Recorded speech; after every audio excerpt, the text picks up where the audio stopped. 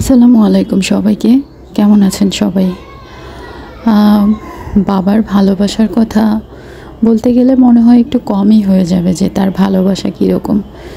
আমাদের লাইফে এরকম অনেক মানুষ থাকে যাদের ভালোবাসা আসলে বলে বোঝানো যায় না যে এদের ভালোবাসা কীরকম। আর বাবার ভালোবাসা সেটা তো কখনোই বলা সম্ভব না যে এর ভালোবাসা কত অদ্ভুত ধরনের হতে পারে, এত সুন্দর সুন্দর।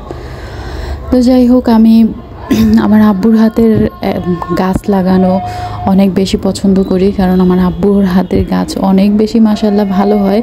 মানে উনি নিজে যে কোনো এক জায়গায় মাটিতে জাস্ট একটা বিচি ফেলে রাখলেও মনে হয় যেন আলহামদুলিল্লাহ ওখান থেকে চারা চলে আসে।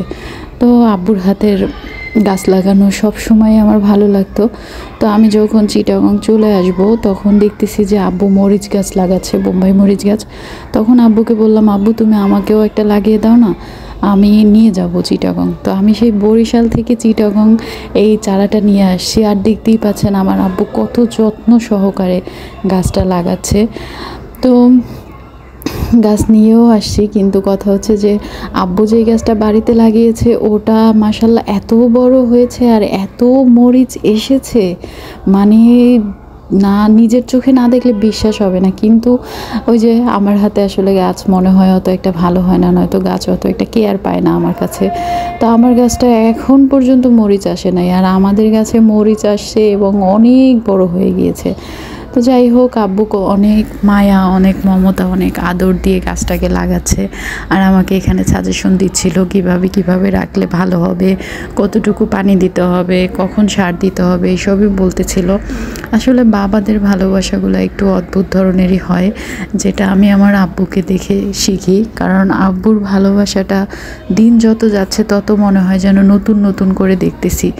অনেক অনেক কিছু ত্যাগ করেছে এই বাবাটা, অনেক কিছু। জানি না তাকে কখনো কোনো দিন সুখ দিতে পারবো কি না, তবে অবশ্যই চেষ্টা করব তাকে সুখ দেওয়ার, আমার পরিবারকে সুখ দেওয়ার।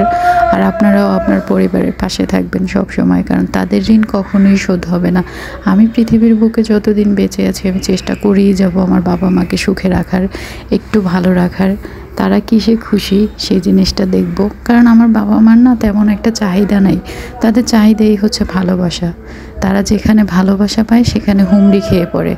অনেক অনেক কষ্ট করেছে, এখনও কষ্ট করেই যাচ্ছে দিব্যি। আল্লাহ তাকে ভালো রাখুক, সুস্থ রাখুক।